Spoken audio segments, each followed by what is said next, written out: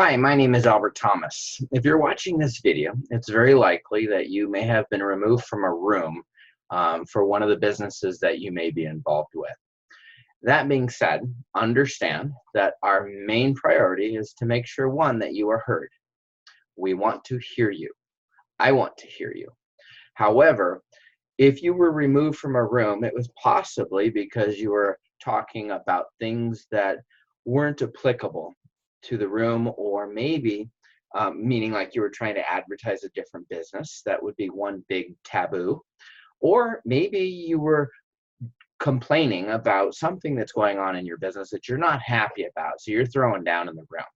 So the best way for me to talk about that would be like if my wife and I went into a room with a sexual therapist and my kids followed us in.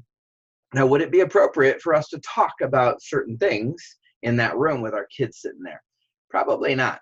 So in the same way, when you enter a room that, one, you didn't create, two, you're not in charge, you're not one of the administrators, and you're talking about things that are frustrating. And again, we want to hear you. But we have people that are bringing in new people. And as we bring in new people, we have to protect them from the initial negativity, right? Growth is hard. And so when a person joins a room, for instance, and they get in there and they're excited, and then all of a sudden somebody comes in and says, "Hey, I haven't been paid in 4 weeks." And they're all really frustrated and they go on and on because maybe their sponsor isn't seeing the messages. And this is why you want to private message your sponsor. And if your sponsor doesn't respond, go to their sponsor and then to their sponsor. And if you don't know who their sponsors is, go into the room and say, "Hey, does anybody know who their sponsor is? Who Albert's sponsor, who Meech's sponsor, who's Alfie's sponsor or Tawny's sponsor?" So you can go in there and ask, and at some point somebody is going to respond and let you know.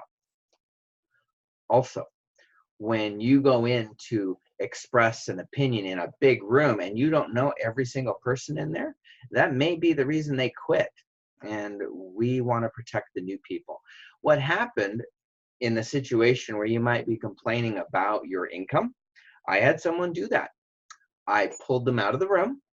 I sat down with them on their computer and I went through their pay scale. And it turns out, lo and behold, they had been paid. They were just looking in the wrong place.